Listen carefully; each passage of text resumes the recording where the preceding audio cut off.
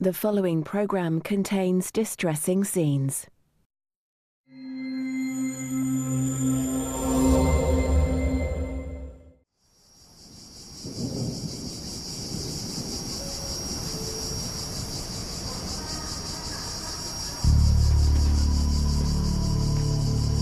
Criminal case 91504, United States versus Zaid al-Zafarini. Welcome to the United States District Court. I invite anyone who would like to speak to the court today to do so.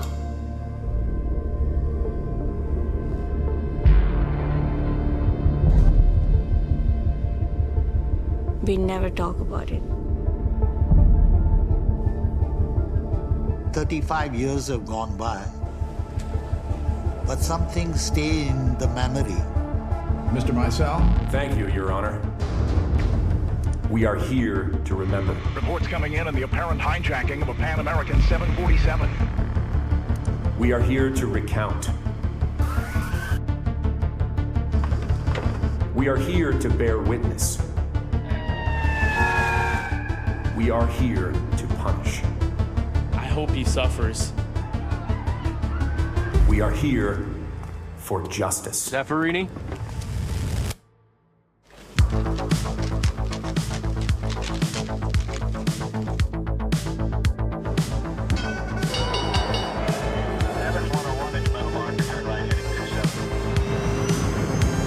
TWA Flight 847 with 39 Americans taken hostage for 17 days. Rome Airport, just days after Christmas.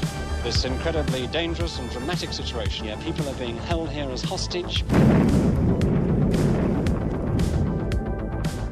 Terrorists are not freedom fighters or anything else.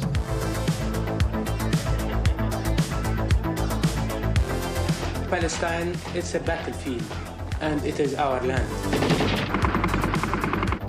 A 10-year-old boy inherits the gun of a dead Fedayeen. He could well become a terrorist.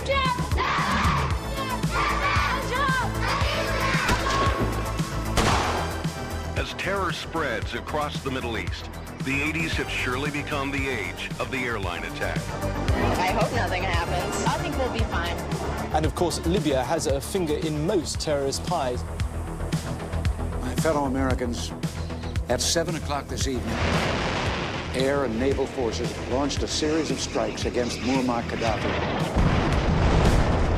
The raid on Colonel Gaddafi's headquarters in Tripoli, killing an adopted daughter. This preemptive action will provide him with incentives and reasons to alter his criminal behavior.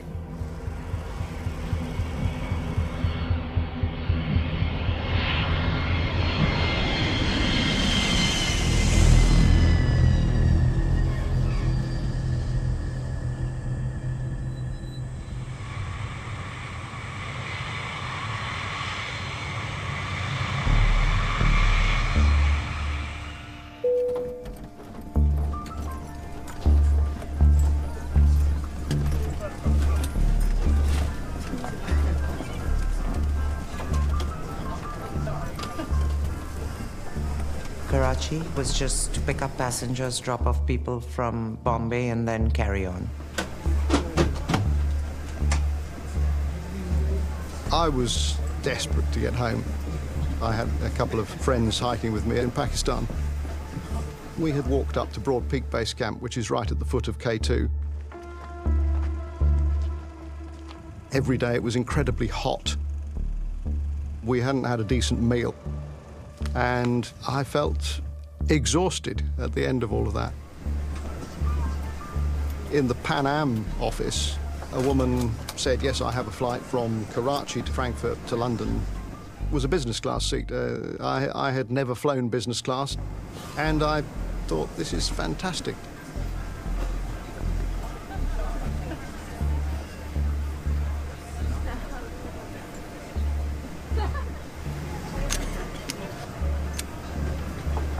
I made my parents buy me a ticket to India and spend my summer vacation there. It was a great summer, but you want to get back home. I was traveling as an unaccompanied minor. I really had to persuade my mom to send me. I'm her only child. I told her it'll be great, I'll be a good boy. The one thing my mom was very keen on is, hey, listen, I want you to come back, so don't lose your passport, Dwidgel, or else.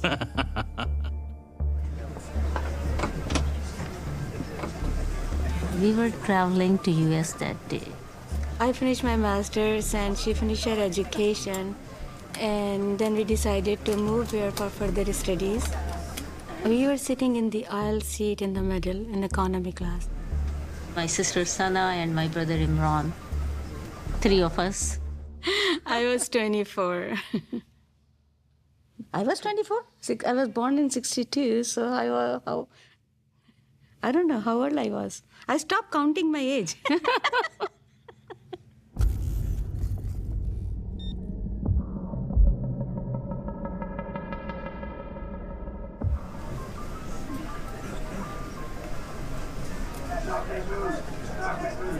The first thing I heard was shouting. We heard automatic fire. Move in! I saw this security guy holding on to a passenger. My first thought was maybe the passenger was a criminal or something. Everyone remain seated! I saw a man struggling with one of the flight attendants in the second doorway.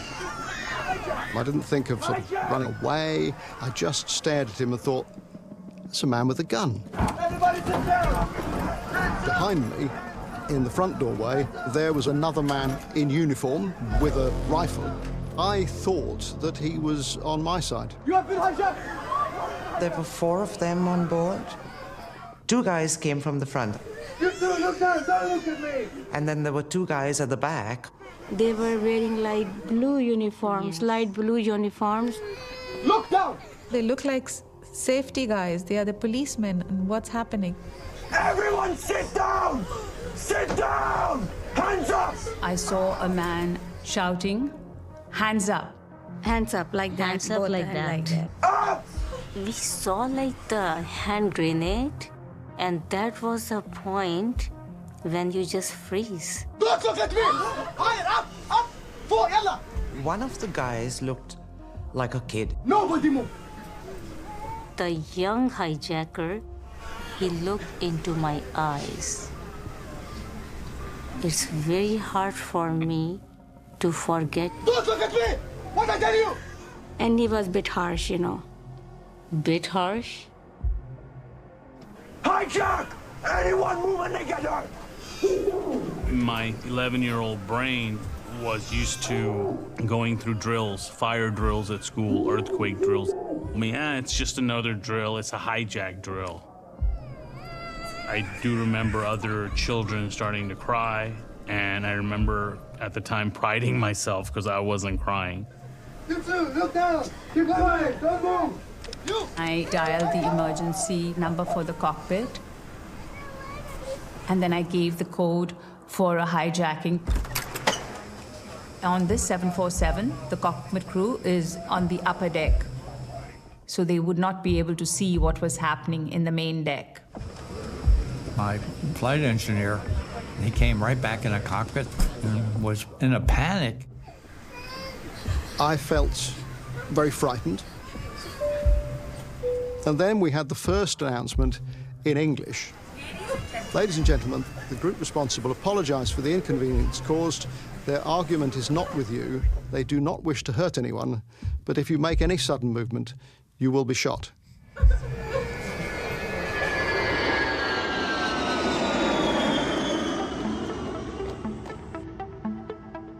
When I saw that the ad for Pan Am said they were hiring flight attendants from Mumbai, India, I was excited. Pan Am was an international carrier. It kind of made history. There were 10,000 applications. They had never done anything like that before. They'd only ever had flight attendants from the US. I was born in Bombay. I always wanted to be a flight attendant. Pan Am was a legend. Anywhere in the world you went, there's 2 names people knew: Coca-Cola and Pan Am. more style, more luxury in the skies. It had the reputation of being one of the best airlines in the world. So prestigious, you want to give it your best. Because being Americans, you have to be super slim. You had to look a certain way, you had to dress a certain way, you had to act a certain way. We were a young bunch of enthusiastic, excited young people. I was over the moon. A dream come true.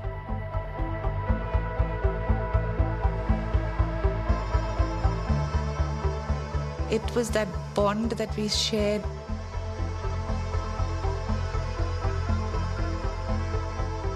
It was about 2.5 months. We had started as full-fledged crew. I had done about 8 or 9 flights. 10 to 12 flights. I loved it. I just loved it. Keep your hands up, all of you! Don't look at me! Look down! كمان خلي كل واحد بمكانه ما حد يعوم. One of them shouted a list of instructions. It sounded to me as if this was the leader of the terrorists. I didn't want to look him in the eye. Move! You come! He was the real deal. Quick! Come! Where are the pilots?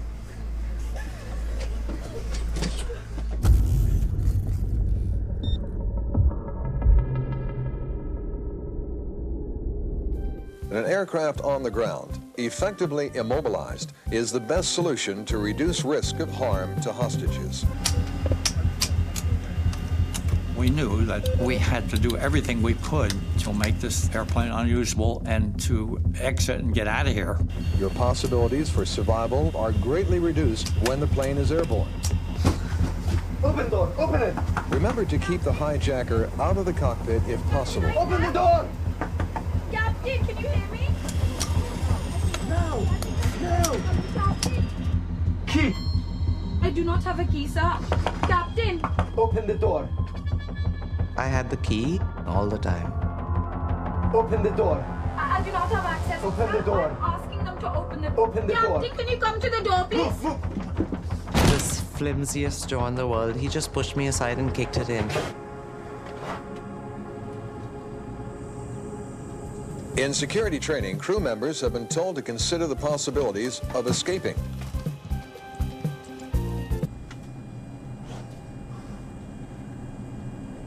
He was in shock, like, now what do I do? You wear the hat. I'm not the captain. I can't fly a plane, so no.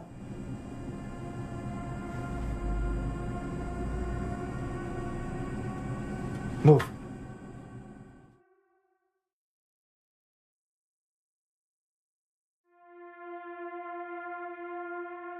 Your knowledge of past hijackings, emergency procedures, and aircraft equipment will help you to assess the situation and take the actions you believe to be appropriate in order to minimize danger.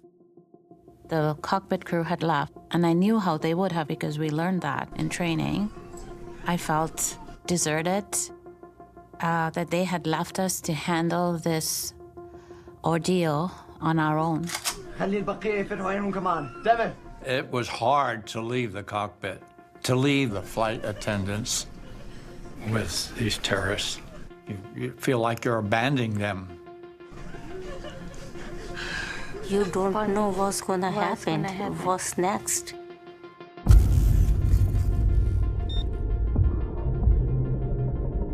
Everybody get up, out of your seat. Move! Up, move! Obviously, it is not possible to plan a specific course of action for every emergency. Each situation is unique, and judgments appropriate to the situation must be made. They wanted the passengers to be collected in one place, sardined together in the center. Walk. Hands up. People were crowding. There was no room to move.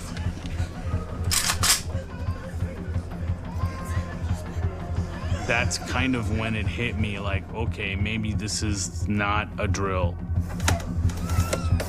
There was an announcement made to lower the window shades.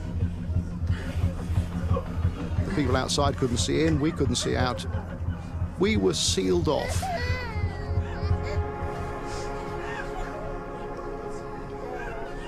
That sort of discomfort with extreme fear, it really gets to you.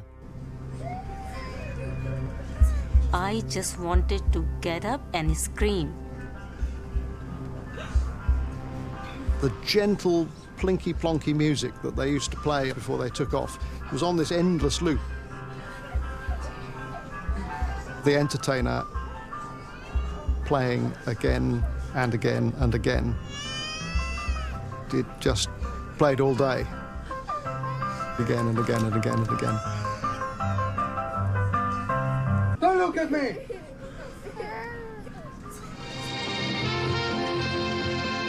Now you know. Pan Am will bring you the world's first 747. I did 30 years with Pan American World Airways, working on Boeing 707, 747, whether it was electrical, radio, mechanical, you name it, physically working on the airplane. In 1982, I was made the head of Pan American for Pakistan and Iran and Afghanistan. On that particular day, I was at home. They woke me up. I immediately went to the airport. I must have arrived half an hour after the incident had taken place. Nobody knew at that time that they were hijackers or what they want.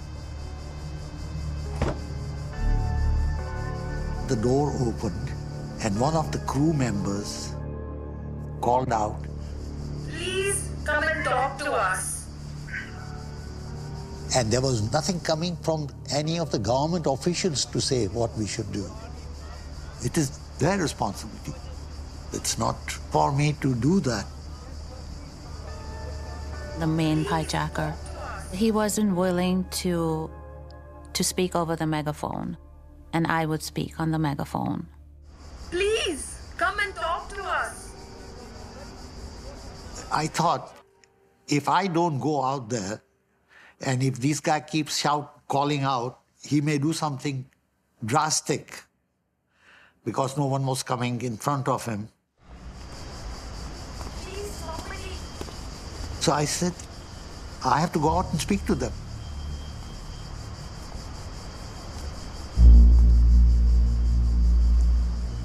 They didn't say, don't do it or anything like that. He said, thank you very much, you know. He says, where is the crew to fly the plane? I was terrified.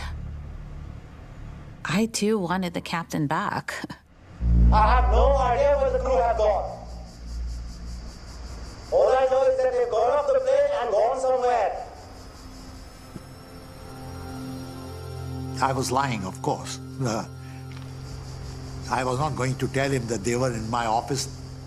The whole idea was to buy time, because what we would do next would entirely depend upon what the government of Pakistan decided. When I went back, they wanted to know who was he, what did he, and I told them that it appears he's from some Middle Eastern country. The government official instructed police to go to every hotel in Karachi. We had to find the passport which passenger has to give when he checks into the hotel. Thank God they stayed in a Taj Mahal hotel on the main airport road.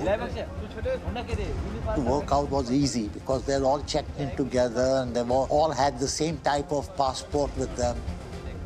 They were Palestinian. We just got word from the Associated Press of a hijacking tonight in Karachi, Pakistan. A Pan Am 747, it was Flight 73, with 390 passengers on board. Now, we've just received satellite pictures of the scene at Karachi Airport where hijackers are holding a Pan Am jumbo jet with nearly 400 people aboard. There is Karachi Airport in Pakistan. There is the aircraft. They came back with photocopies of the passport. And I said, yes, this is the gentleman. His name was Safarini. صلتي مع زيد إنه ابن أختي من حيث صلة الدم أو القرابة هو ابن أختي. فهذا الشعور عند كل شاب فلسطيني أنا أؤكد أجل إنه يساهم ويكون له دور في تحرير وطنه من الاحتلال الصهيوني. Palestinian guerrillas insist that their acts of violence are the only way they can bring world attention to their cause. Through this barrel, we can get all what we want, our homes, our land. أنا بدأت عضو عادي وتدرجت في المراتب التنظيمية لأن وصلت عضو مكتب أمانة السر أو عضو مكتب سياسي. Abu Nidal is the most dangerous terrorist in the world at present, and his group is in many ways the most reckless and dangerous of all the Palestinian groups. Rome Airport, just days after Christmas. The nightmare voyage of the hijacked cruise ship Akili Laro. TWA Flight 847 with 39 Americans taken hostage for 17 days. Terrorists are not guerrillas or freedom fighters or anything else. They are terrorists and they should be identified as such. بالنسبة للأعداء منظمة أبو نضال هو بالأساس يعني العدو الصهيوني المحتل للأراضي الفلسطينية. طبعا أي طرف يدعم هذا الاحتلال فكان من ضمن يعني الأهداف المعادية.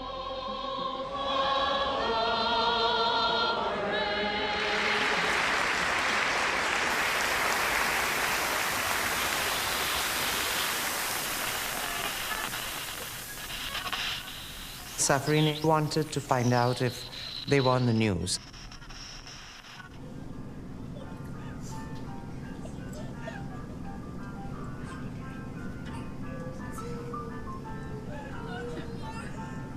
Hijacking was something that happened. I knew that this might well be the Westerners' problem.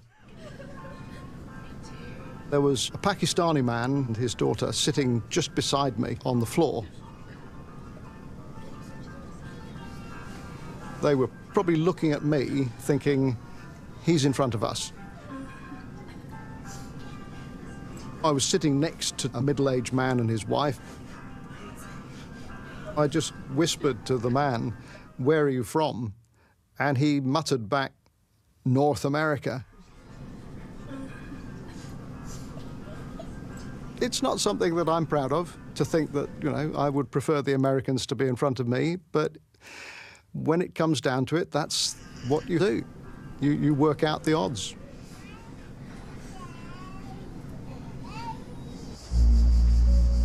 On the second time when I went and spoke to him, his demand was better communication.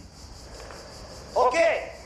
He was not that good in English. He was asking the girl, what was I saying? And I said, would it be all right if I stand on top of the stair and speak to you? No! I'll give you a walkie-talkie. No! He was angry, and he said he wanted to fly to Larnaca, Cyprus. And he said there were a lot of their friends who were incarcerated in Larnaca. And they want to go there to get them released. And he said, where is the crew? And I want the crew to come back to fly the plane out. I asked him, would you consider letting the women and children go? No! And he closed the door.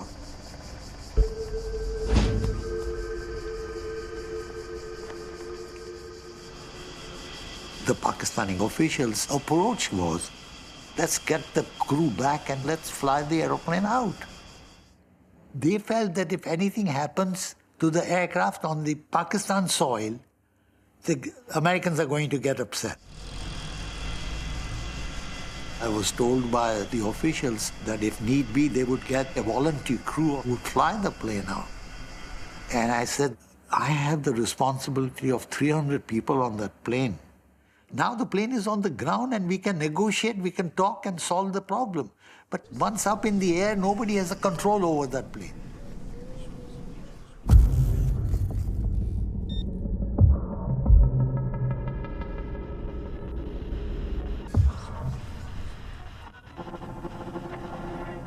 Zafarini kept trying to see if he was on the news, but there wasn't anything. And the first person in the aisle, he just grabbed and brought up front. Medium height, looks like somebody from India, and they were taking him.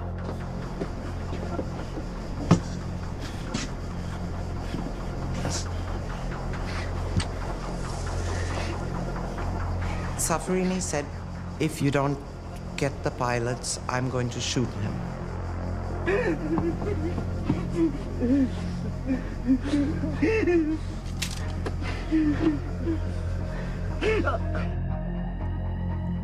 He was so terrified, and he looked to me to support him, to comfort him. I said to him, don't worry, I'm here, nothing's gonna happen. He asked him, why are you crying? Are you a man? It was sad to see. He did tell me that he was traveling with his elderly grandmother and asked if I would look after her should anything happen to him.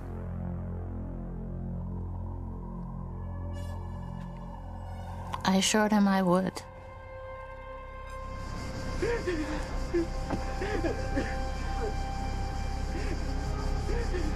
I said, if you shoot him, it'll be very difficult to convince the government of Pakistan to find somebody to fly the plane out. Give me 20 minutes.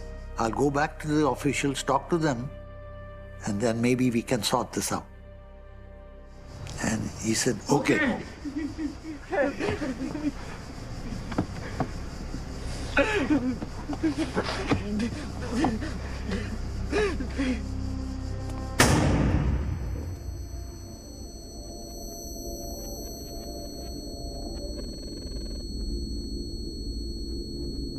He shot him in the head. And this young man fell. He slumped at my feet. And then Zafarini kicked his body out.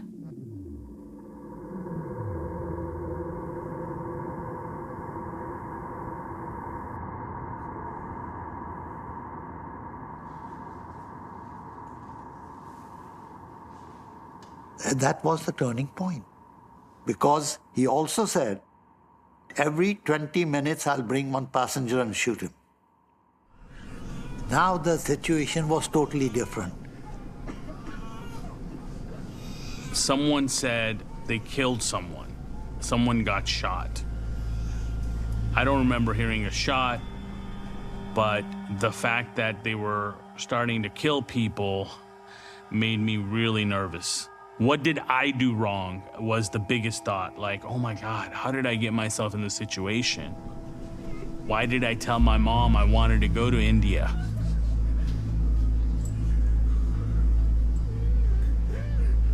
Sitting in that seat, I felt very frightened, and I felt I had to try to get control of myself.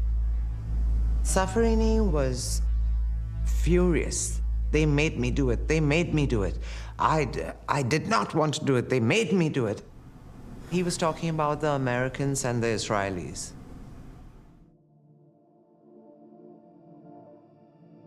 وزيد لما التحق لأول مرة كان عمره 16 سنة. يعني كان يعني في مرحلة الطفولة نقول.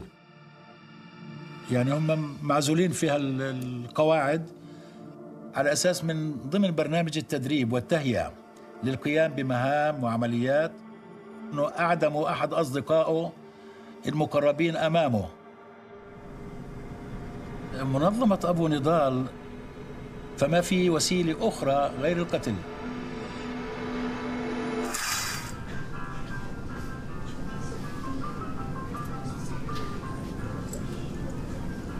Safrini told me to collect passports. He wanted white Americans or Israeli.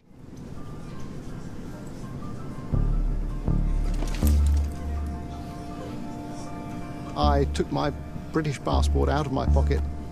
I thought that this was a Pan Am plane and it would be full of Americans.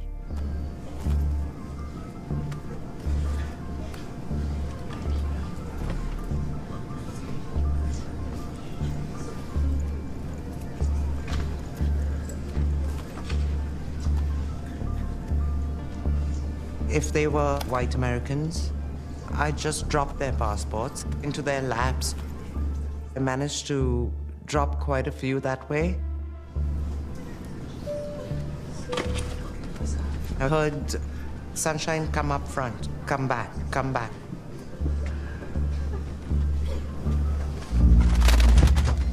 Give me American passport.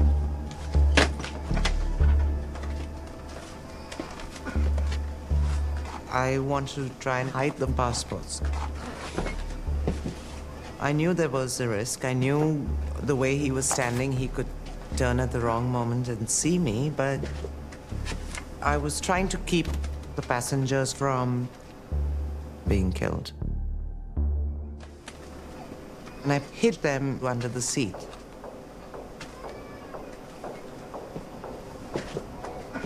I said, these are all Indian Americans, so there's no white Americans on board.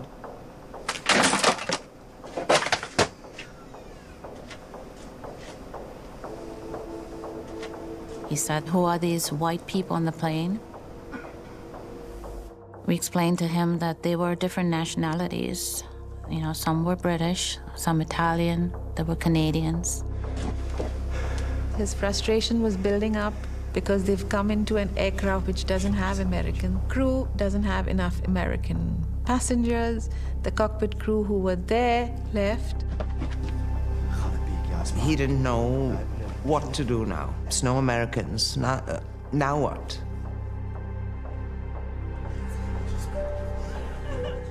Can Michael John Texton please make his way to the front of the plane? I think I was numb hearing my name.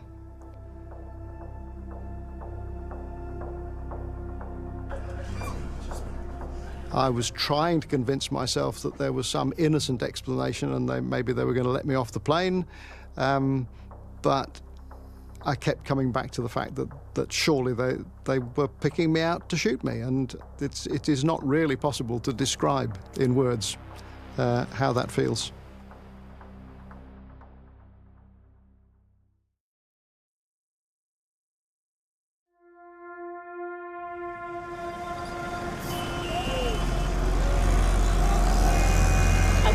Karachi airport पर hijack होने वाले तैयारी की जाने जहां कशमकश अभी तक जारी है। The State Department in Washington is following closely the takeover of a Pan American jumbo jet. 4 Arabic-speaking gunmen demanded to be flown to Cyprus. The hijackers, dressed as security guards, took over the airliner shortly after it stopped over at Karachi.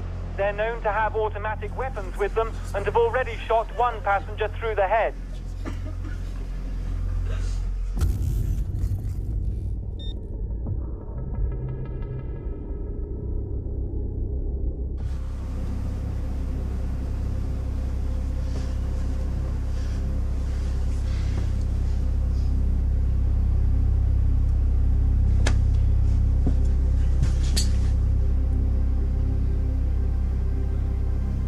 I felt absolutely desperate.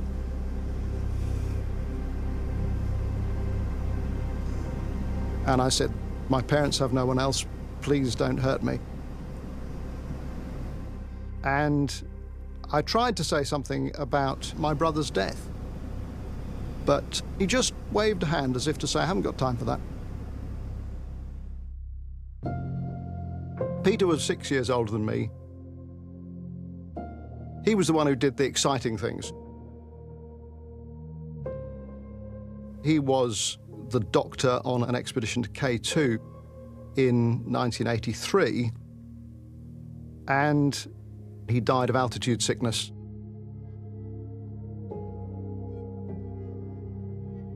In 1986, I'd taken the summer off to go on a mountaineering expedition to the Karakoram Himalaya. I wanted to see where he died and say goodbye.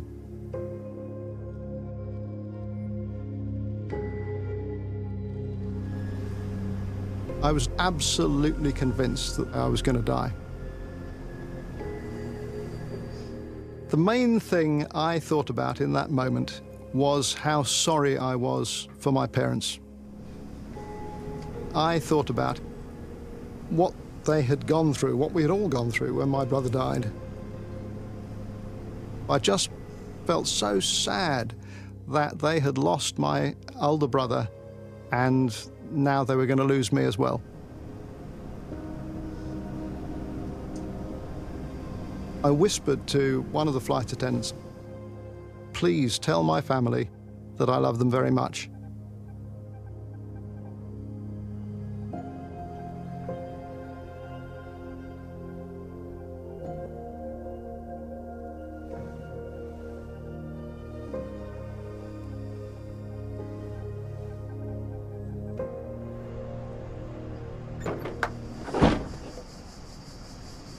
He got me to open the door. Safarini stood one of the flight attendants in that crack of daylight, and she was speaking on a megaphone to somebody who was under the plane. Okay. Safarini used Mike Texton as a prod to Viraf. He told me to tell you that... You don't get the pilots, I'm going to shoot him.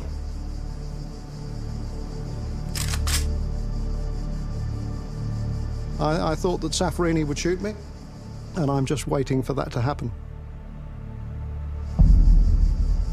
At that point, I think I made one of the toughest decisions of my life. I had no choice. There is a staff member of mine on the airplane. I told him about one of my staff, Meherji Kharas, aircraft maintenance man, trapped inside when the hijackers took the plane, who will work the cockpit radio communication. At least now he will be appeased with better communication, which he wanted. And he would calm down and not shoot anybody else. Oh.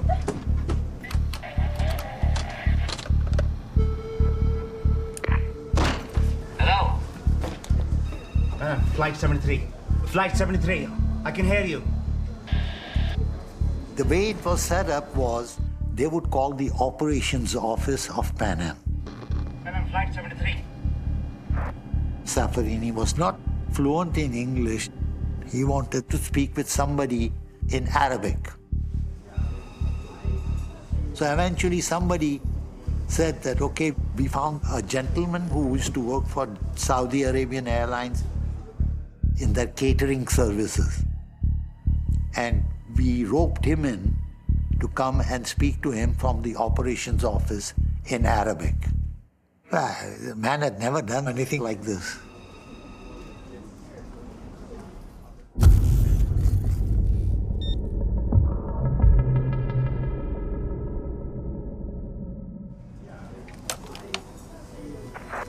إذا الكابتن ما طلع هلا راح أفجر الطيارة.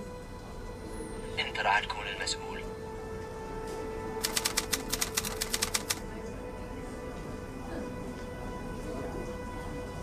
ما راح أنتظر أكثر. By that time, a government official was already in my operations office. He was telling him what to tell the hijackers. Now I'm not able to speak to him. I don't know what he's saying.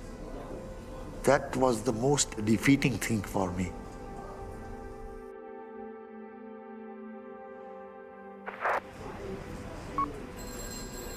نروح بالطيارة إلى لارنكا في قبرص لكي نحرر أصدقائنا من السجن. لما القبطان الطيارة يحضر سوف أحرر الأطفال والنساء. إذا حاولت تسوي أي شيء راح أقتل كل الركاب، الكبار والنسوان والصغار. عندي سلطات الطيران المدني هم المسؤولين عن المطارات. يقولون ويؤكدون لك. At that point, of course, we still didn't know exactly who these Palestinian people were, because no group had come forward to claim responsibility.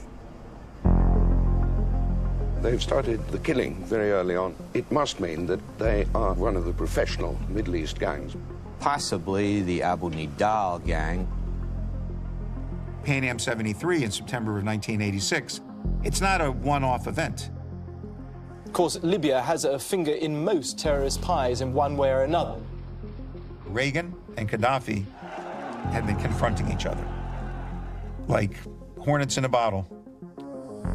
Gaddafi wanted to be the leader of the radical world against the West. This mad dog of the Middle East has a... Reagan purposely tried to compare Gaddafi to a dog, which in Arab culture is one of the biggest insults you can make to a man. The game kept getting raised up, and up. At Vienna airport, 3 men threw 4 hand grenades, opened up with Kalashnikov submachine guns. Libya was behind the attack at the Rome and Vienna airports. Libya was targeting U.S. service people. The wreckage of a nightclub in Berlin, gathering place for young American soldiers. It was proven that Libya was behind the LaBelle Disco bombing in West Berlin in '86. President Reagan decided he had to make a statement and kill Gaddafi. My fellow Americans, at 7 o'clock this evening, air and naval forces launched a series of strikes against Muammar Gaddafi. By golly, we were going to show the mad dog of the Middle East, America's back. But the raid on Tripoli was a failure. And if you're going to go after the king, you better kill him. Gaddafi realized that this was personal. It was time for payback. But it was a lot easier to contract out the terror. قذافي لرجل كأبو نضال ليعينه في هذا الصراع أو ليخدم مصلحته في هذا الصراع. By having one step removed, there's fewer fingerprints, less DNA. على صعيد الدعم وفر لأبو نضال كل أشكال الدعم. يعني ابتداء من فتح معسكرات تدريب، افتتاح قواعد، نقل يعني معظم الكادر والأعضاء وعائلاتهم إلى الساحة الليبية. I'll give him X million dollars, and Abu Nidal, who himself never went on these missions, but he would recruit young believers to carry it out. Pan Am was the flagship U.S. carrier. 5 months after the raid on Gaddafi, the attack on Pan Am 73 occurred in Karachi, Pakistan.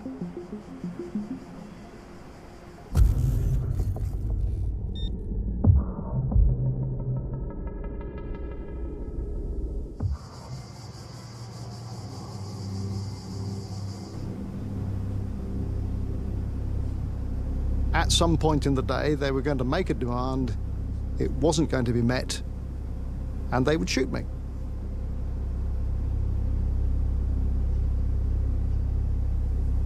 I had this really strong thought that you shouldn't let the sun go down on your anger. And I would offer to shake Safarini's hand if he came down and he said he was going to shoot me. I knew how a British gentleman was supposed to behave in this sort of extremity. It was probably nonsense, but I found it comforting in that moment. It's very important to make sure that the hijackers are calm and they have trust in you. I believe that we have established that kind of rapport. The situation remains the same. They are wanting the American crew to come and take them away. The official of the government who was sitting in the Pan Am office, he was getting instructions from government of Pakistan. My fear was, how long will we just communicate with them without knowing what is the next thing we want to do? So I went to see the state governor who was at the airport. I have to ask him to tell me what is plan B. I was told, I'm sorry, you can't speak to the governor just now. He's having his lunch. Without thinking, I just said, 300 people's lives are at stake and he's having his lunch? Right in the tail of the aeroplane is the aircraft power unit. And that unit supplies electrical power and air conditioning power for the aircraft whilst it is on the ground. The APU is designed to run for maybe 2 hours, 3 hours. It's not designed to run for 15 hours or 16 hours.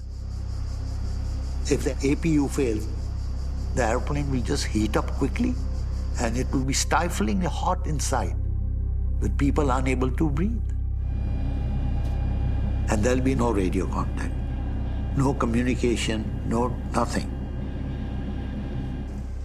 I spoke with a government official.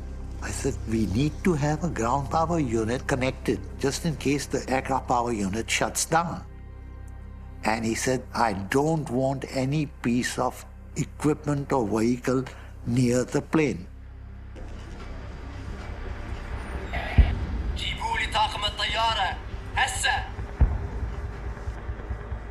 And I have this late piece of copy that has just been handed me. Pakistani officials are saying that the hijackers have offered to release the Pan Am jet's passengers if a flight crew is brought on board and they are flown to Cyprus.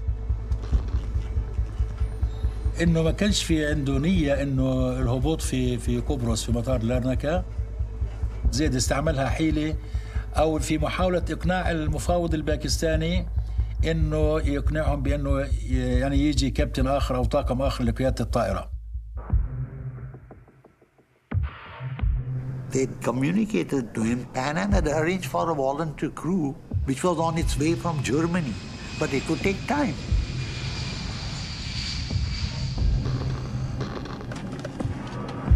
بدي الطيارة تطلع قبل الغروب. إذا رحت اليوم تمام. كان مهمتهم انه يطيروا بالطائرة وتنتهي الرحلة بتفجيرها في فوق أحد المؤسسات العسكرية الصهيونية في فلسطين.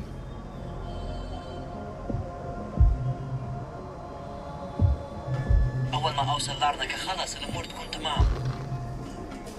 هذا ما عرفته بعد ذلك، أما هذه التفاصيل لم أطلع عليها حين توجه زيد لأداء هذه المهمة.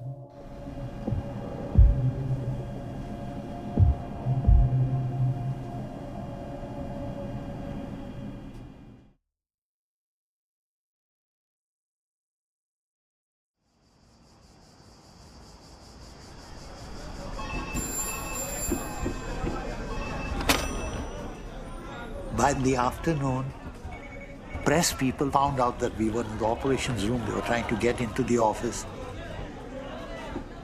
Phone lines were inundated non-stop with people. They had loved ones on the plane.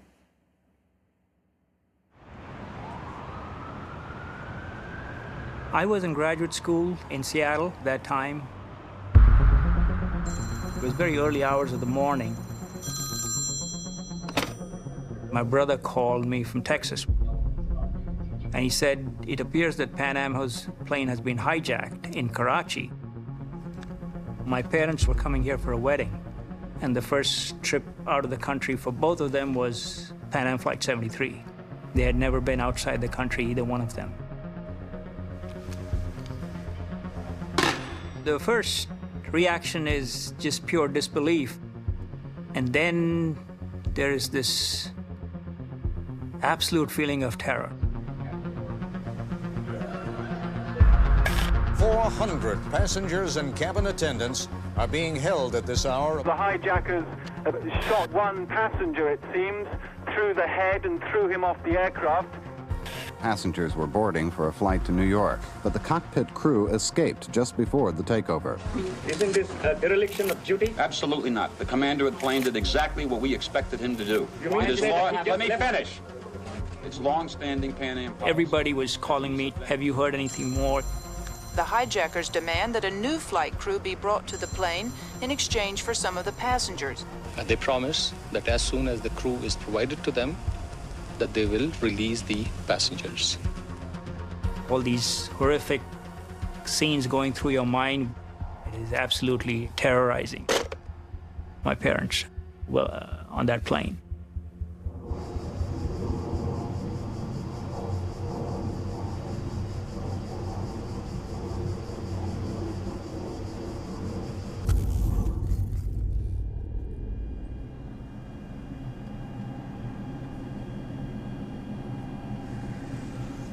After many hours. I think 7-8 hours they were easing off, you know. They calmed down.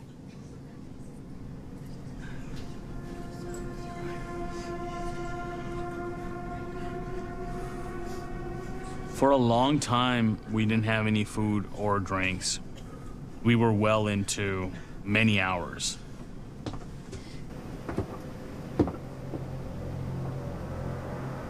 Do you want a drink? Beer? Whiskey? A glass of water would be nice. Get him a drink.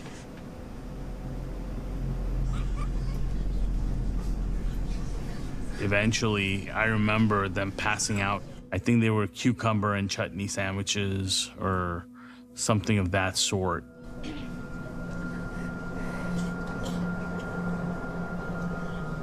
It got monotonous.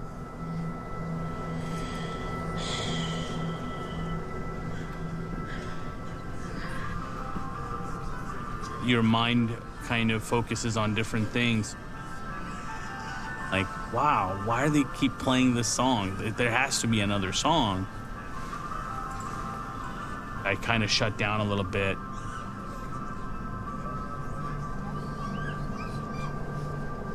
But eventually, I heard this kid next to me, he was upset. I wanted to make him feel better.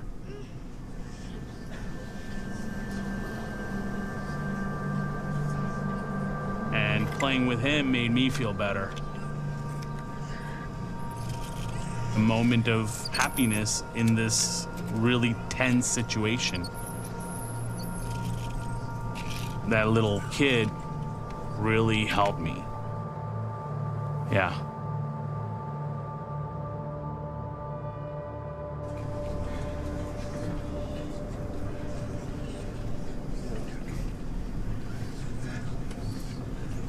I was very scared. Deep inside, but you know, I was trying to look calm. And trying to do her elder sister's duty.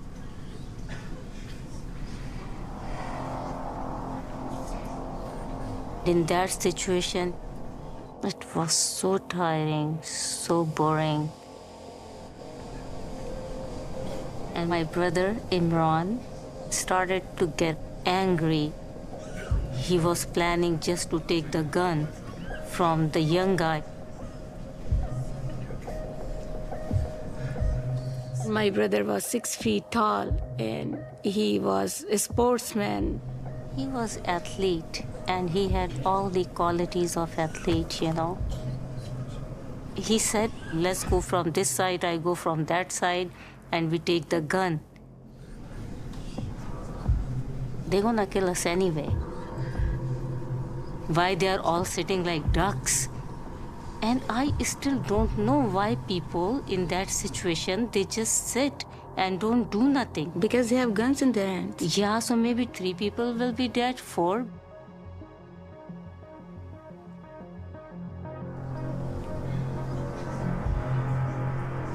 I was scared to lose him, you know.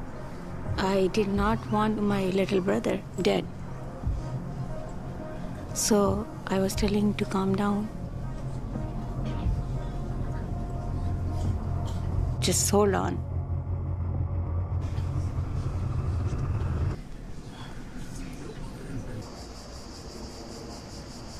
There was one point where Safarini sat down opposite me. Are you married? I have a girlfriend. And he just said, I'm sorry about this. I don't like this fighting, this killing. I would like to go out dancing, go out drinking, go out with women. But the Americans and Israelis have stolen my country, and without my country, these things are no good.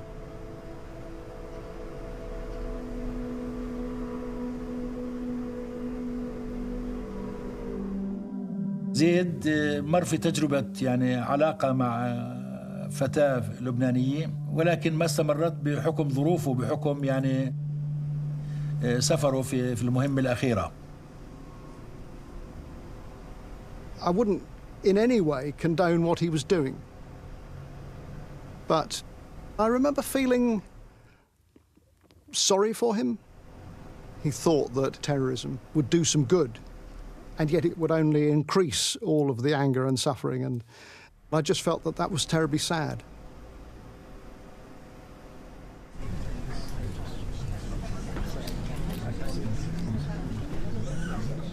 But as time went on, somehow I was beginning to have some hope that it would all resolve itself peacefully.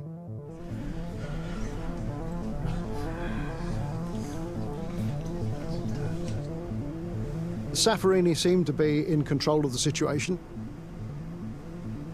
He didn't seem worried. He said, the captain's coming back and we're going to fly to Cyprus. But where do y'all want to go? He was actually joking with us, and he named Bangkok, because I can take y'all anywhere.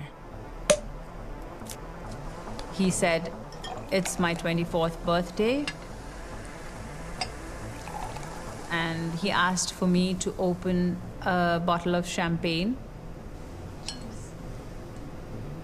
Champagne is normally for good times, but I felt I had to drink with him. He started flirting. He asked me if I would go to the disco with him if he came to Mumbai.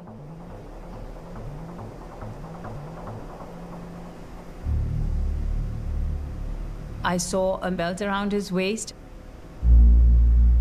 I asked what that was, and he said, "This has been given to me by my mother to prevent pain."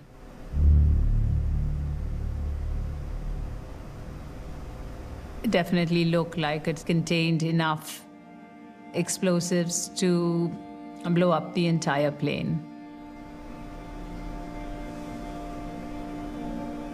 That was the most stressful drink of my life.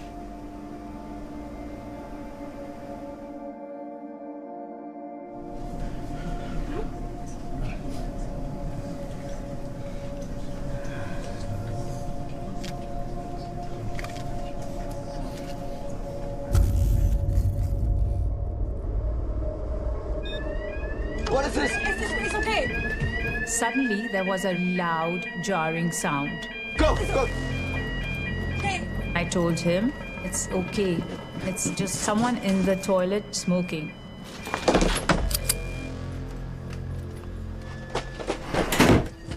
Safarini's mood got a lot worse. He took me into the cockpit. Soldier. He was afraid of snipers outside.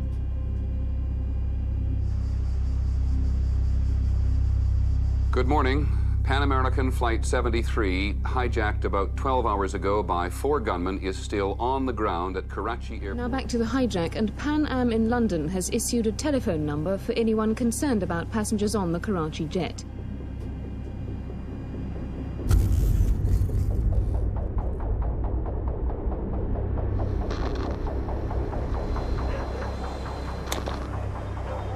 اطلق اريد اضوية كاشفة حوالين الطيارة. لا تتأخر، بدي الأضوية هلا. I suggested we listen to his demand and put lights all around the plane so that they know there is no untoward incident plan to try and storm the plane.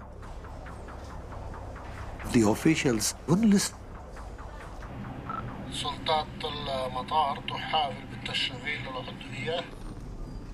At this point, I think he believed that perhaps the negotiators are stalling. يجب أن نراجع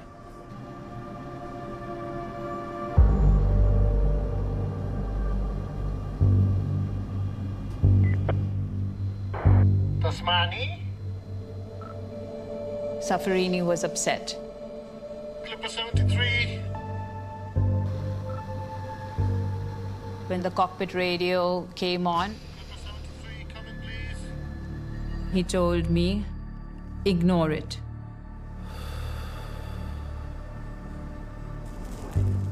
Clipper 73, come in, please. At that point, I knew Come in, please. that time was running out.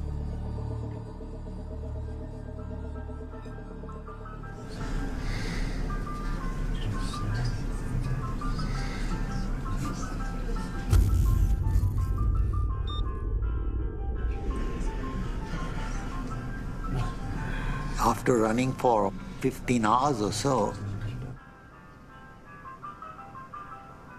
that power unit finally shut down.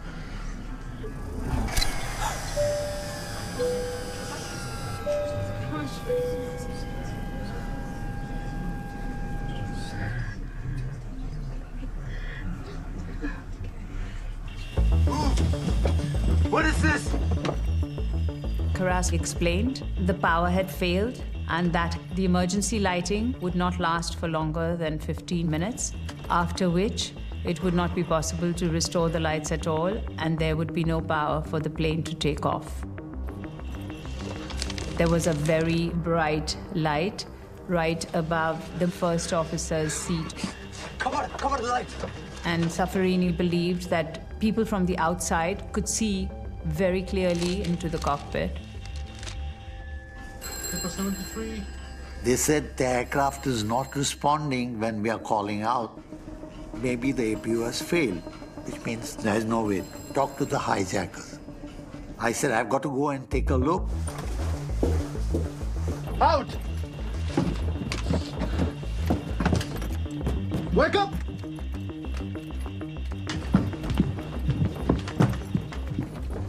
Move! The music had stopped, the hiss of the air conditioning had stopped, and the lights were definitely dimmer, and it was getting hotter.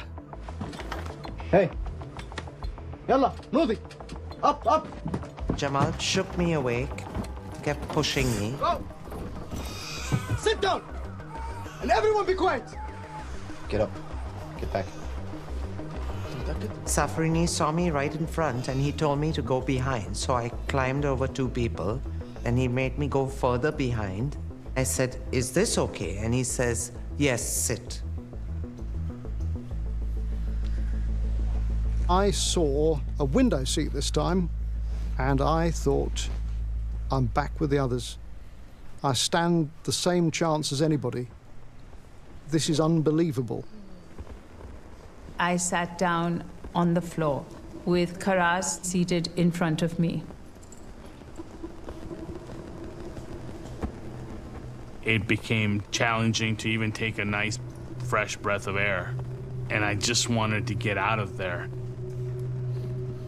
I remember the lights flickering. And then all of a sudden, they shut off.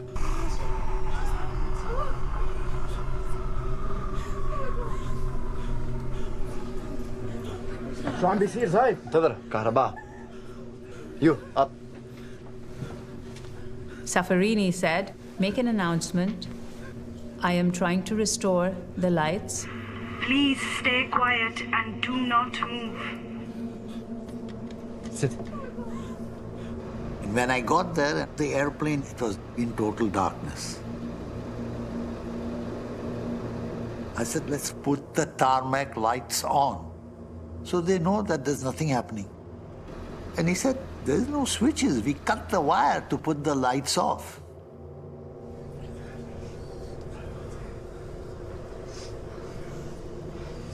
An older lady leaned forward to me and very quietly said, they're going to kill us now, aren't they? I patted her arm and I said, no, it's going to be all right.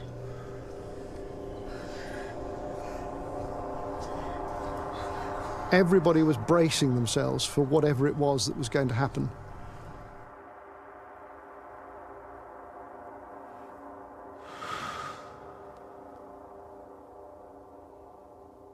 And I got as low in the seat as I could get.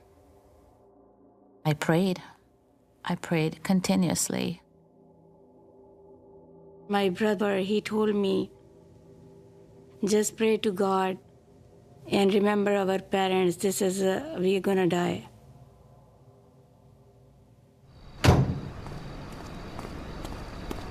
I needed to convince Safarini that we are doing everything possible to get the power on again. قلت لهم كلهم تمام باذن الله باذن الله اخواني جاهزين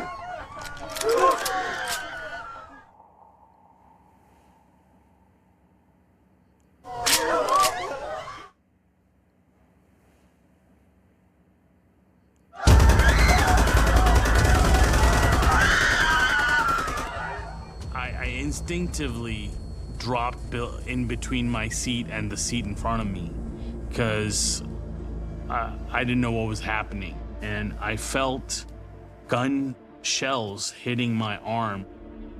I looked up, and that's when I saw that the hijacker was shooting everywhere, aimlessly. The passengers were howling. It was like mass howling. It was unearthly. The young hijacker, I saw him throwing the hand grenade on us. And the hand grenades they throw on our feet. My brother, he was sitting next to me. My leg and his leg, we were all like, blown up with the hand grenade. And I thought I'm dead. I thought, this is it. I don't think I'm gonna make it. I looked down and I saw my co-worker, the Pan Am maintenance man, Karas, was no more.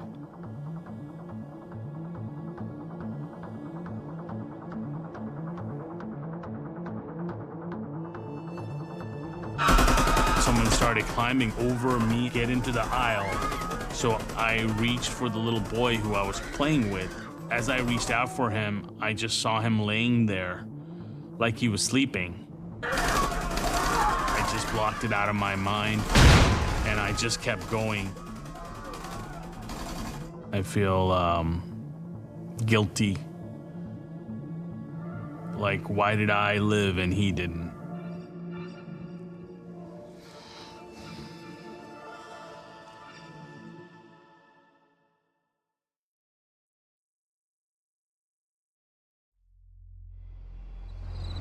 The hijackers began throwing hand grenades and firing into the helpless people huddled together. When I opened my eyes, I was alive and in so much pain. You can imagine if a hand grenade blew up on your feet. And then I try to get up from my seat. Where was I that time? You were on the seat. All of you were like fainted. When the firing stopped, there were cries of pain that could be heard throughout the cabin. People started getting up and running towards the doors. I just remember everyone just crowding around the door, trying to get it open. Somebody, I don't know who, emergency open, and the people jump out. So I dragged her and threw her from the chute. It was easy for me because she was petite and young. And my brother was 6 feet tall. It was not easy to drag him, but I didn't give up. Love makes you very strong. We got out as fast as we could, either down the chutes or onto the wing and jumping off the edge. And then, I suppose... I saw a gentleman leapt off the wing and he fell, and I hear him screaming really loud as he hit the ground. When I was on the wing, I saw 2 of the hijackers jump off into the slide along with the passengers. And they threw all their weapons to try and escape as a passenger. I took my two kids and I hid them under the chair. And then I could see their legs and hands, so I didn't want them to get hurt on their legs and hands, so I laid myself on top of. In the terminal building, it was just chaos. They took me to a hall area which was just benches laid out and bodies on it covered, and they pulled back every sheet to see if any of them was a hijacker. And none of them were. Two of the terrorists tried to escape. They were set upon and beaten by passengers on the ground before being taken into custody by Pakistani police. They said they had caught some people. And they take me to this truck with these three guys, and they made them stand up, look at me, and I identified them. Then they took me to identify the fourth guy. Safrini was in hospital where they wheeled him out.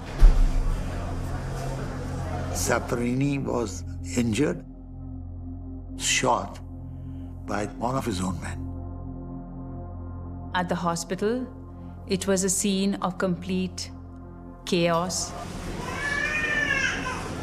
Doctors and nurses were dealing with patients on the floor and on beds. When they were trying to take out the shrapnel from my back, I had cardiac arrest, and they announced me clinically dead.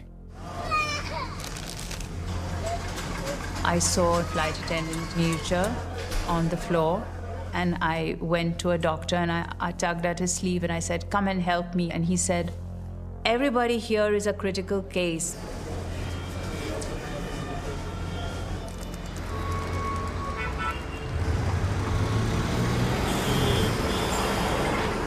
I kept calling Karachi to get more information.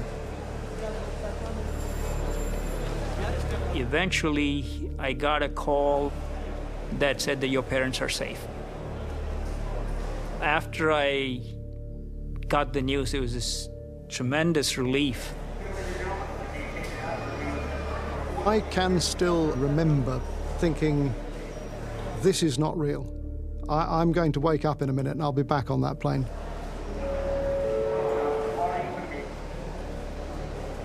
It's one of the biggest medical evacuations Pakistan has ever seen. Many still speechless in shock. Also on the Bombay flight, the remains of one of the dead, an Indian hostess called Nirja, her chipboard coffin shuddering up the conveyor belt into the hold. She was trying to help two children to get out while the shooting was taking place. She was trying to get them out through the door, and in the process, she got shot.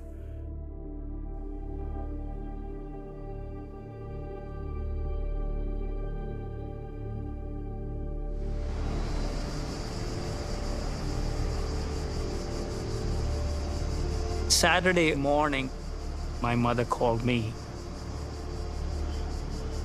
She said, very calm, very dignified, and she said, "Your father's life story has come to an end." That was the first thing out of her mouth. And I kept saying, "Where is he? Where is he?" And he said, "He is no more." She said, "I don't want you to get upset. It'll hurt me more than it'll hurt you if you lose it. You hang in there." And I'll take a sip of water.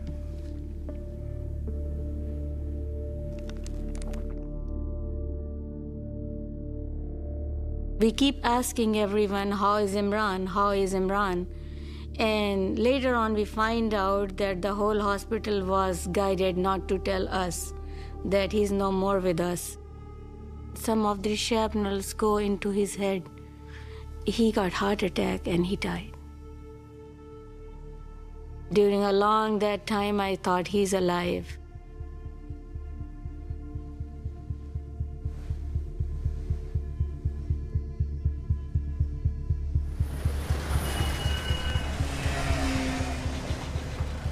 We went to the Sheraton where they had a copy of the local paper The headline was something like, "Daring Commando Raid Frees Hijack Passengers."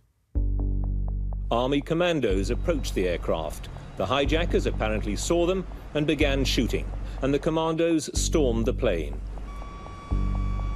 After hearing gunfire and explosions, Pakistani commandos stormed the stricken plane, firing their weapons.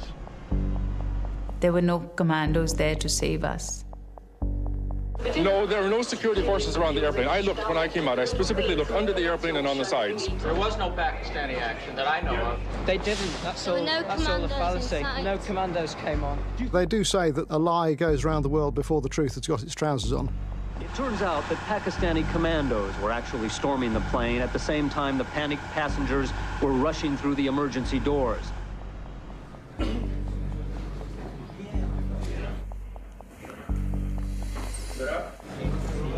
Please come here. Oh, this is the press conference.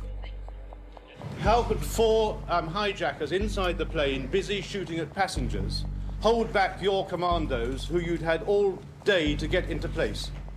Don't mind it, but I haven't understood a word from your accent. Could somebody speak in a different accent and let me... At the point when the shooting started, the commandos, they were half a mile away from the aircraft. So by the time they would get up and pick up their weapons and get into a bus and come there, it was all over. Well, with me now is Pakistan's ambassador to London. There have been criticisms, largely that it was 25 minutes before your special guys actually got on the plane. I spoke to the Secretary of Defense, and he told me that it took them exactly 3 minutes to reach the plane and to save the people. Ambassador, we must stop there. Thank you so much for joining us this morning. Thank you. President Zia was full of praise for the way his security forces handled the hijack crisis. The Pakistani government at the time saw Pan Am 73 as an embarrassment that it took place on their watch, if you will. And they don't like to be embarrassed. They deal with it by trying to cover it up and make it go away.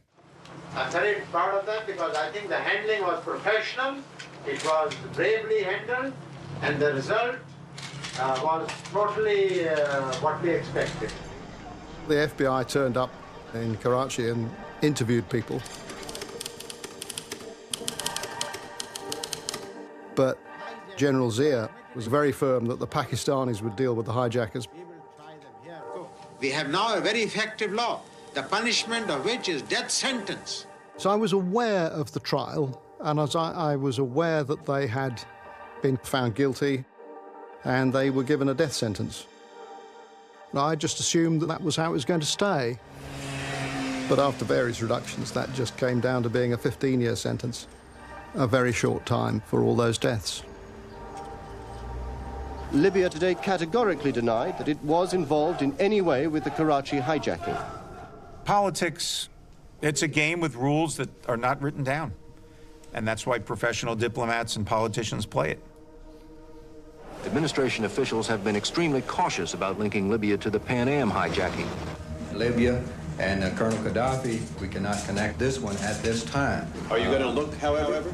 Well, we will always be vigilant in our efforts to find out who commits acts of terrorism, to prevent them, and Why was the U.S. hesitant to point to Libya as the culprit in Pan Am 73? Optics. Put it this way, I think it was embarrassing for Ronald Reagan. You know, trying to kill Gaddafi in Tripoli was a failure. I thought you taught Gaddafi a lesson, but 3 months later, he's, doing this stuff. But remember what Pan Am 73 was supposed to be. It wasn't supposed to be carnage on the ground in Karachi, Pakistan. That is not what the terrorists wanted to do.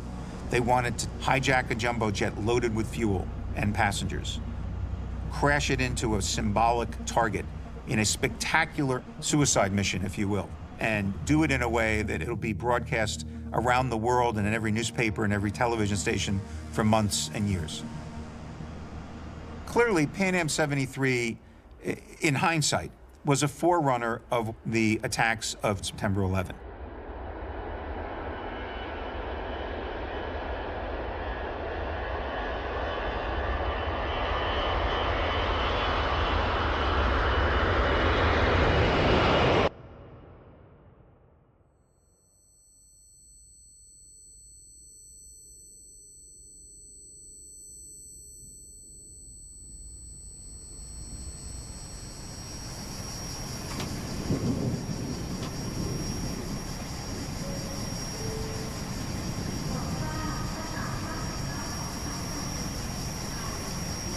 We've arrested a known terrorist, Zaid Hassan Safarini.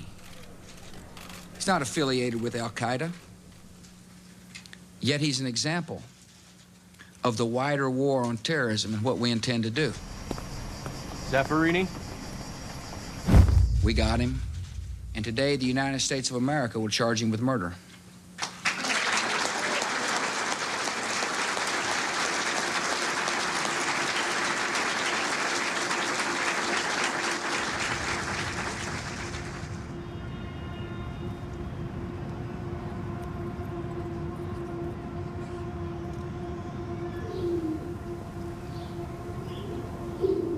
We traveled to Washington for his hearing.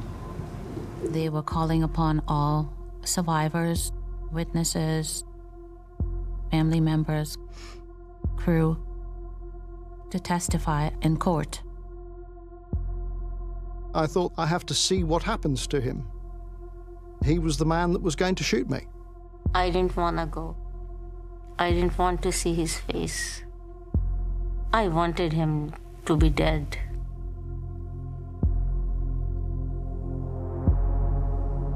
Defendant Safarini is directly responsible for the deaths of 20 people, the attempted murder of about 358 other hostages, and the injury of at least 100 surviving passengers and crew.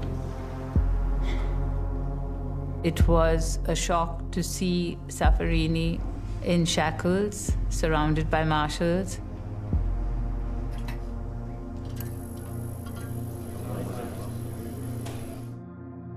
He looked very different. I thought he looked a pathetic, broken man.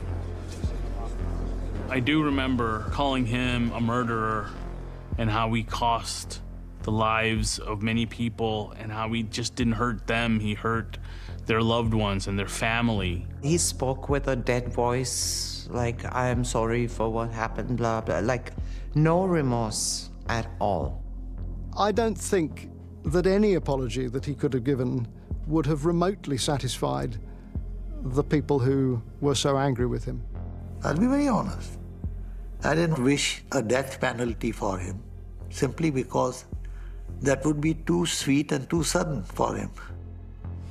Mr. Safarini, you have pleaded guilty. Are you prepared to be sentenced? The sentence that he was given, it almost sounds medieval. The total agreed upon sentence is 160 years in prison.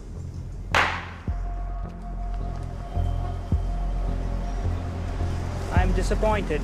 I think he deserved worse. Tell us now what you told the court about what you'd like to do with the defendant? No, not on camera. He's gonna live his life thinking about why he's there. And I hope he suffers. I got a call from several family members. Effectively, what I do is I pursue claims against sovereign governments. They came to me and said, we've read about you, we've heard about you. You think you could take on our case against Libya for PA 73? That's what we want, justice. We want a judge to say, Libya did it. And we were fairly close to going to trial. But there's a bigger diplomatic stage beyond the courtroom. Politics will trump justice. And after 9/11, things changed dramatically. Blair made his trip to the desert to welcome Muammar Gaddafi back in from the cold. Gaddafi got out of the terrorism business. He actually was cooperating on going after Al-Qaeda. And he was back on the world stage. Extraordinary, a mass murderer. Gaddafi gave up his WMD, and he gave the West what it wanted. Clean oil, easy to get, cheap to transport. You now have Gaddafi as a source of intel, rather than as the focus of the intel. In 2008, President Bush and Gaddafi entered into a $1.5 billion settlement to resolve all pending cases against Libya. Pan Am 73 was one of them, but only Americans are included in the settlement. How about food and something to drink? Passengers must have been asking plenty of questions. From the beginning, there was no panic. Passengers were calm and supportive of our efforts. We were, as much as it was possible, in low voices, keeping passengers reassured.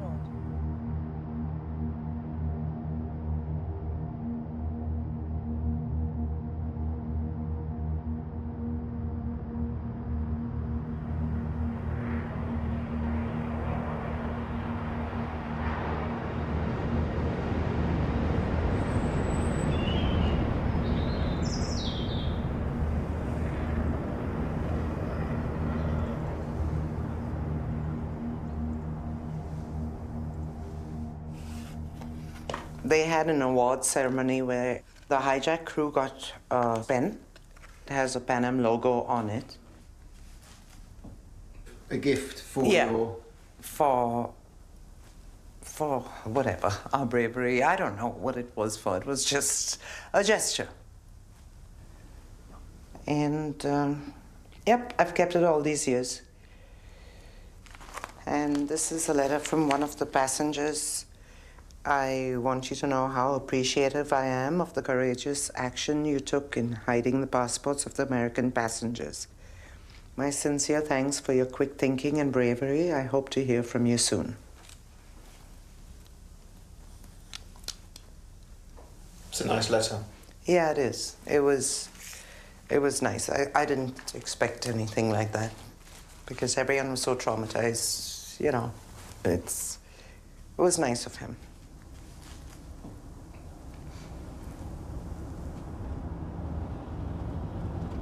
I'd get flashbacks of what happened, and I think a lot of it was guilt.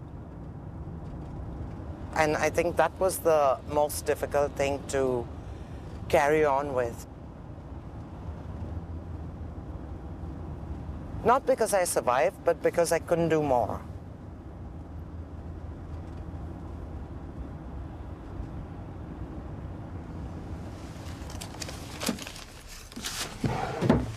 And these are some letters that I wrote to and received from Zaid Safarini in jail in the Supermax facility. I wrote really because I thought if he were to say publicly that he now realised it was a mistake, that might discourage somebody somewhere from doing something similar. I asked him the questions that I wanted answers to.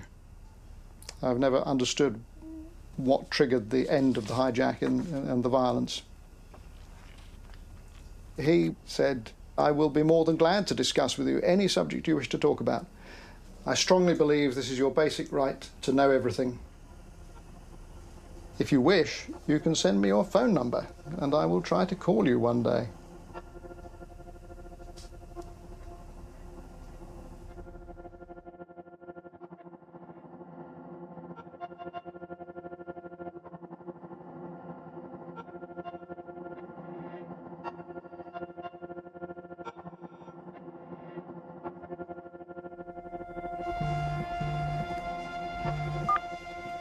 This call is from a federal prison. Mike, how you doing? You okay? Yes? It is nice to hear your voice. I still remember your face.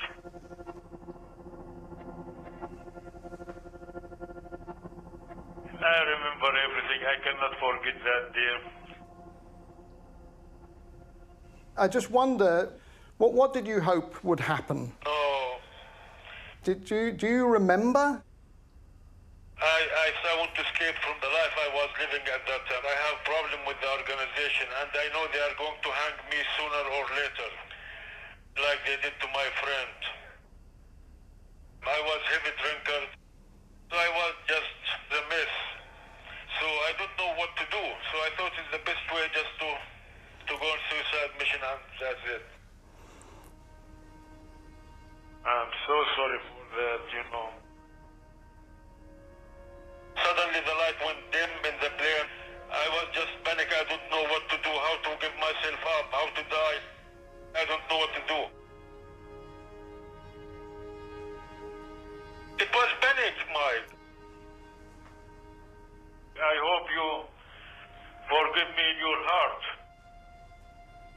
I was expecting that you would shoot me. And you didn't, you know, you put me back with the others. You mentioned to me that I think your brother died, is killed or something like this. My brother had died in the mountains, yes. I say, okay, man, just sit aside, you know. It touched my heart, actually. Wow. This call is from a federal prison. They're calling me, they want to do count.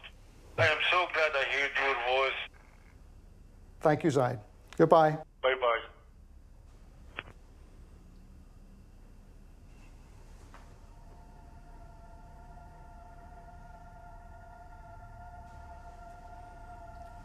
It doesn't really change how awful it was for all those people. It just makes me feel that my brother saved my life.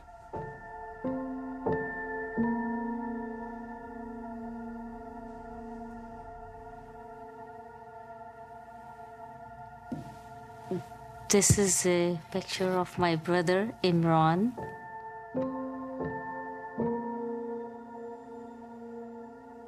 I named my son after my brother, and he has all the qualities of my brother.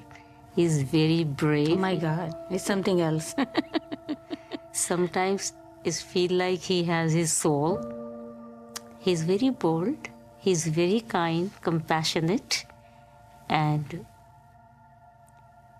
actually, he's the reason I am alive.